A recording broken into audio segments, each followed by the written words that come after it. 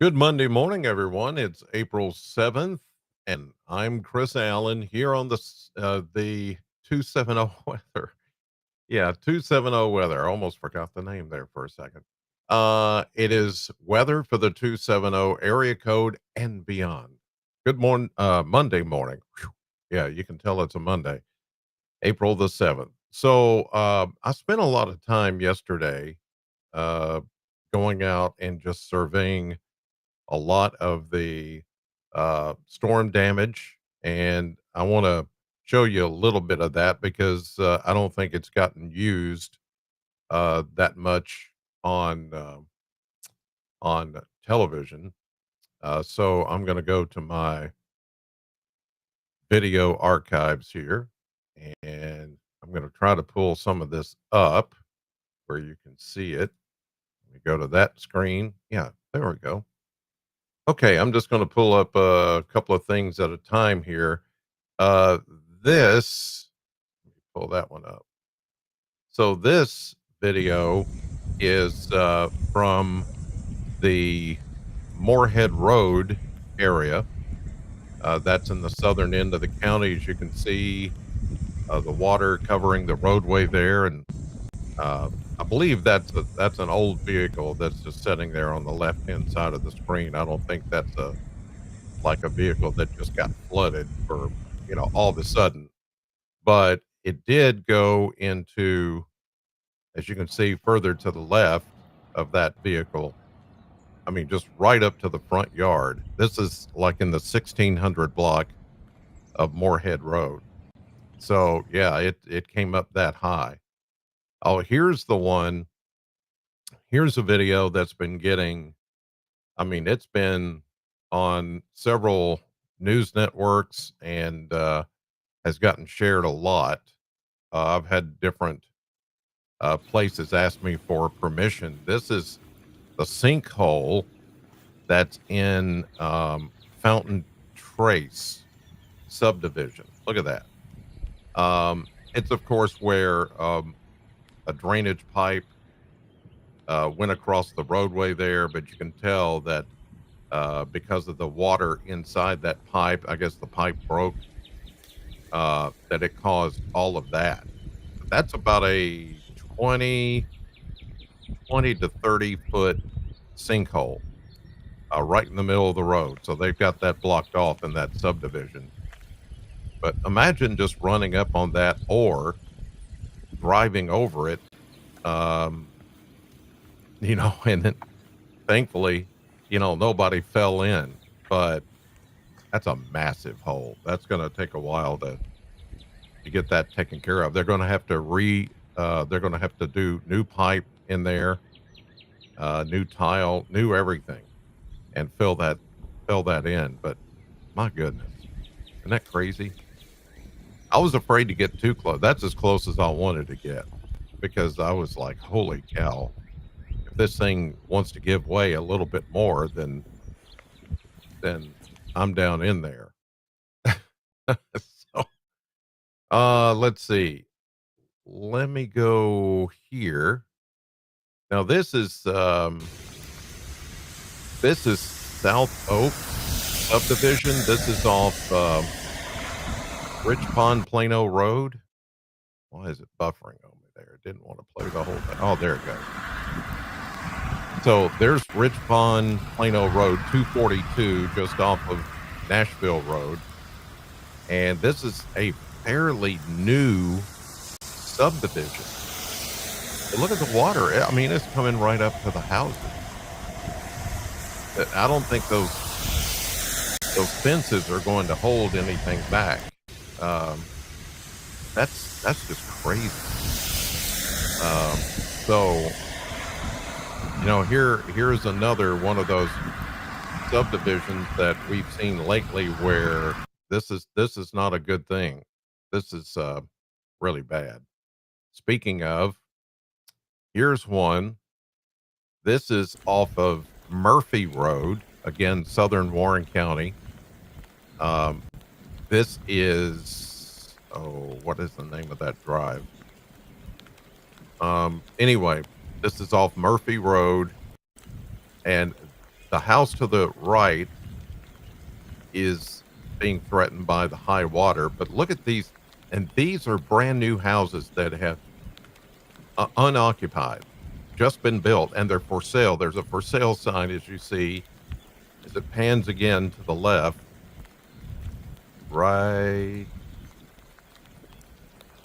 there is a for sale sign.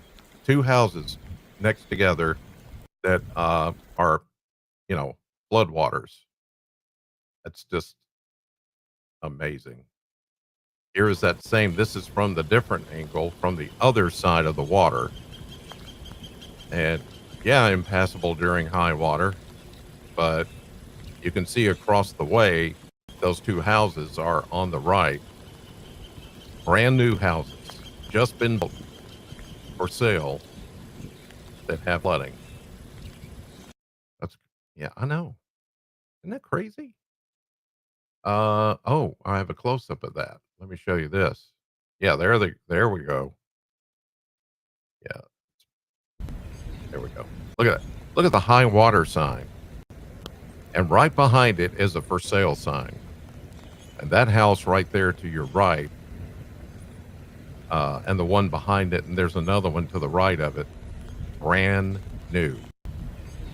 Mm, I might want to rethink.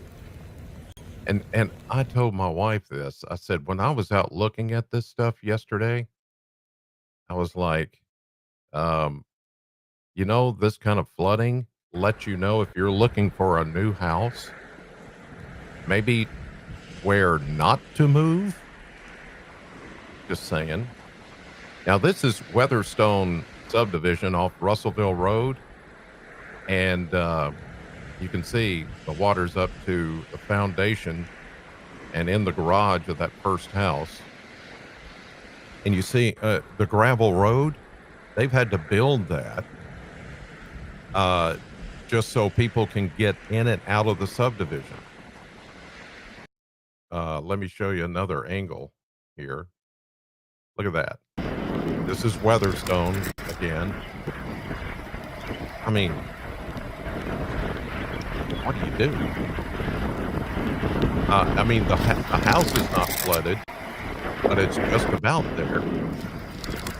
That's just got to let it recede. You got to, I don't know if those folks evacuated, but that's not a good scene. And here's something else. This is Russellville Road, right in front of that subdivision, Weatherstone. And you can see that a lot of people have parked their cars on Russellville Road.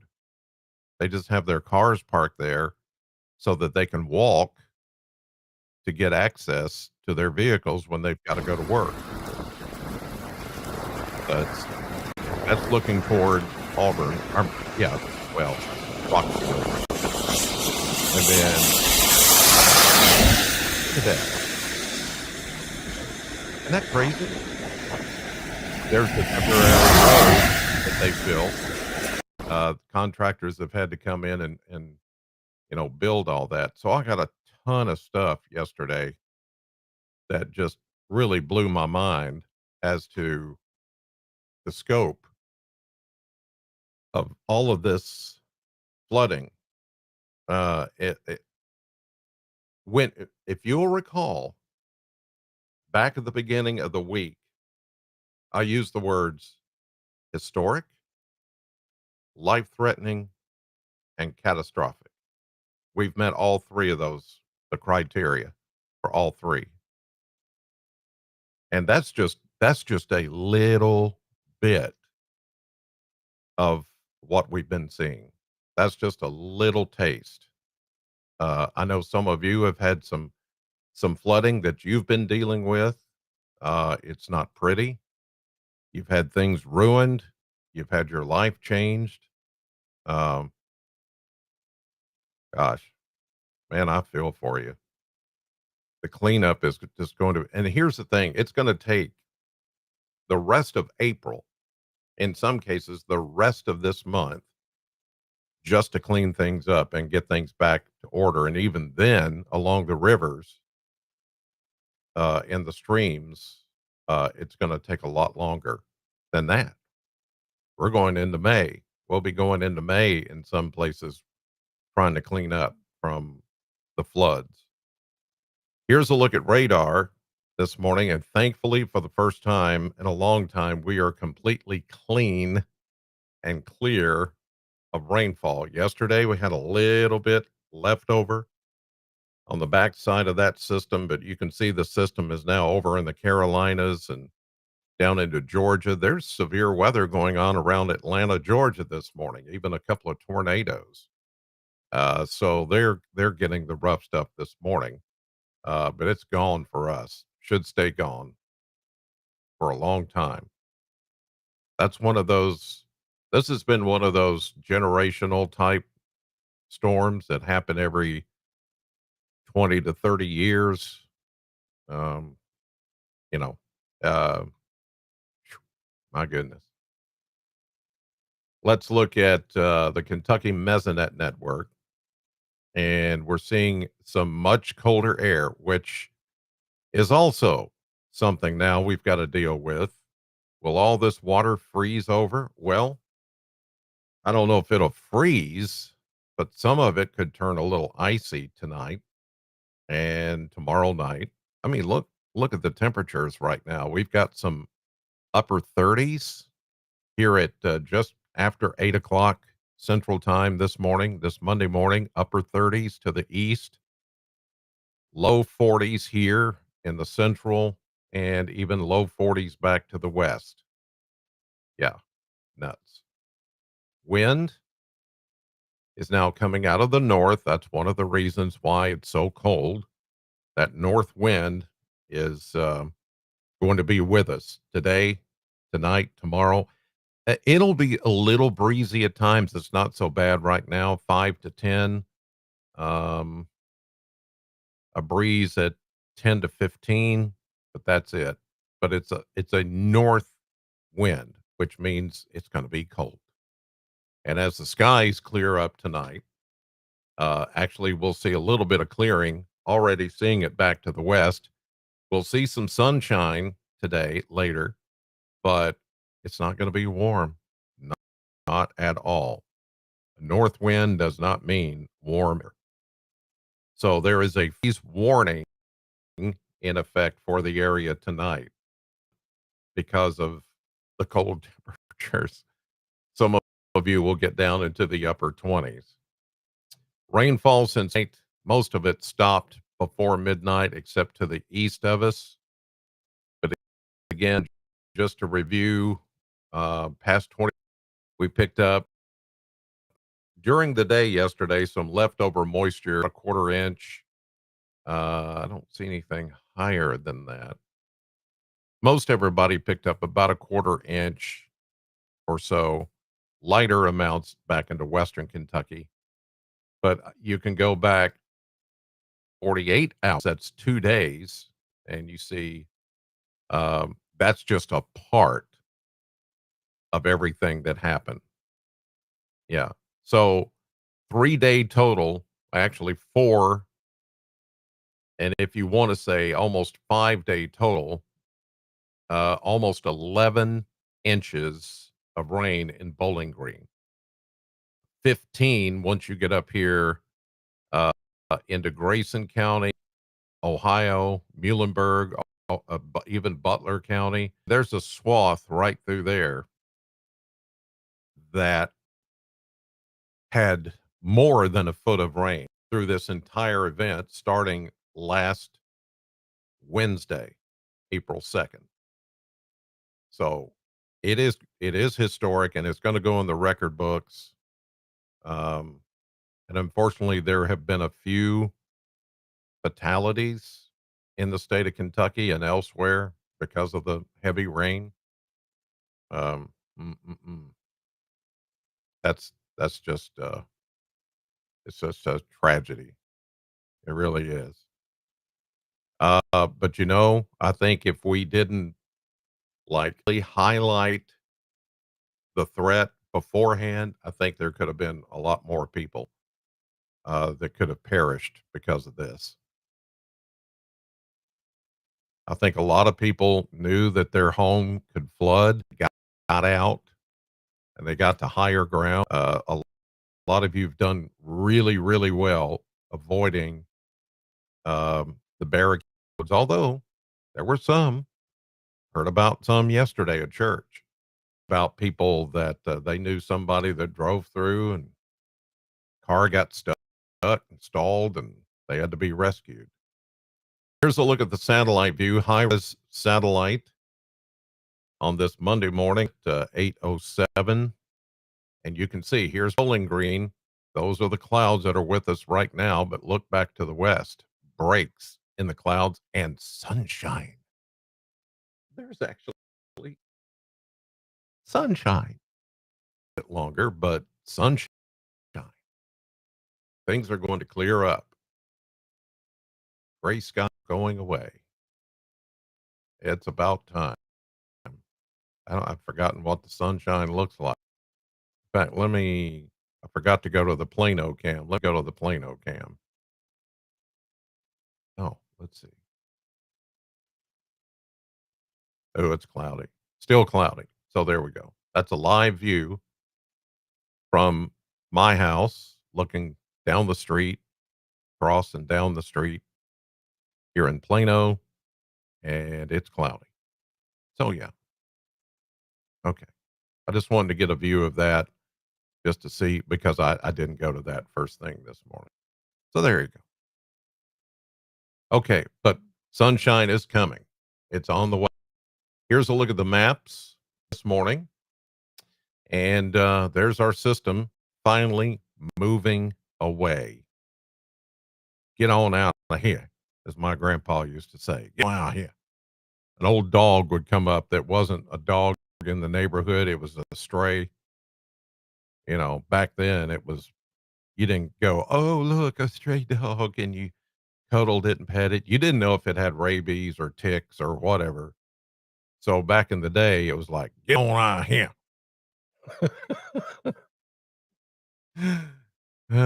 So we're telling this front, get on out of here. Enough of you. We've had enough of you. So here's a reinforcing shot of cold air. That's gonna make it frigid, almost frigid, not quite, but almost. It's the cord. It all depends on how you define it. It's just gonna be cold.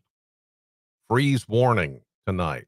If you put out any plants or vegetation for the spring season, it is likely to be bitten tonight by the frost.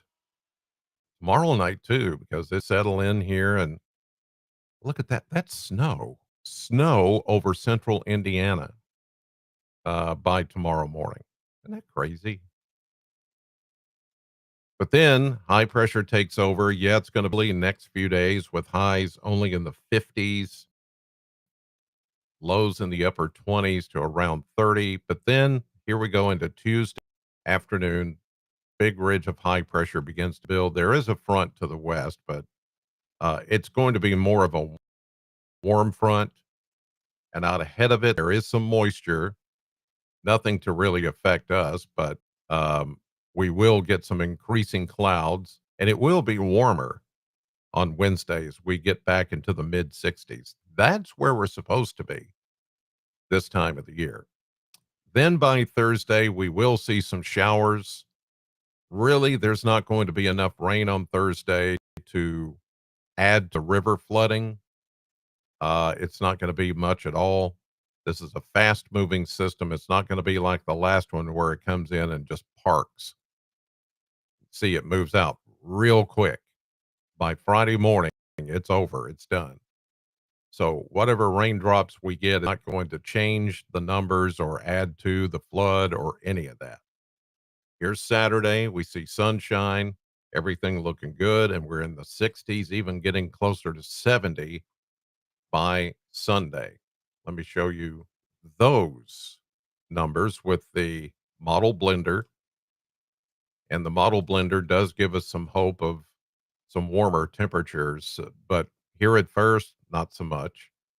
So 59, yeah, maybe 60 today, but look at that third.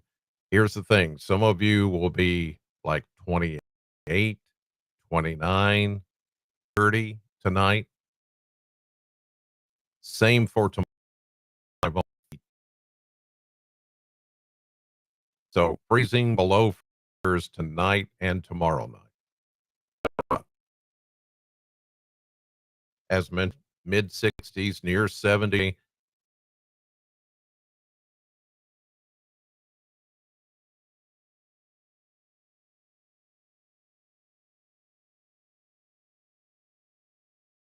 days. This is next week, Monday, Tuesday, Wednesday, Thursday, 70s. So much warmer times are coming. Much warmer. That's going to be great news. It's going to feel much better. Now you may be concerned that, oh, wait a minute, it was really warm when we had all that bad weather, but yeah, that doesn't necessarily mean we're going to have bad weather warm up. But tonight, tomorrow night, well, tonight specifically, freeze warning. It's going to be cold enough in the upper 20s to low 30s that if you've put out any plants for the spring season or crops, they could be toast by tomorrow morning. So cover them up or bring them inside, whatever you want to do to take care of that. Um, Tomorrow night could be close to the same thing in a few areas, not so much widespread frost, but a touch of frost here and there. So there you go. Lots of closed roads and still a lot of high water. This is not going away anytime soon. So when you're out there driving, people are back to work now. It's Monday. You may not be able to go the same way you go to work or come home. I'm just saying you're going to have to think about changing your routine because of the high water. And in some places downstream, as everything floods and then the waters start to recede, they got to go downstream. They got to go down the Green River Basin. And then from the Green River Basin, they've got to go into the Ohio. So that's going to take days and days and days for that to happen. And while that happens, we're going to find more and more flood warnings, river flood warnings, that are not going away anytime soon. So just be patient and understand those barricades are there for a purpose and you need to pay attention to them. All right. I'll see you guys tonight at 5, 6, and 10 on News 40. I know that we've got a ton of flood stuff to cover, lots of videos from over the weekend and today, news stories from people and interviews that we've had over the weekend with people who are like, I've never seen it like this before. And some have not. Some of us remember 2010, 1997, and some other times that we've had some big floods. But there are some people who are either migrated here from another state or another part of the country, or they're too young to remember some of those big events as far as high water events. And so they're like, I've just never seen this before. This is new. Um, we just got to be patient, not just think about ourselves. We got to think about it, other people that are dealing with all this. Okay. You guys have a great day. Thank you as always for watching, and God bless.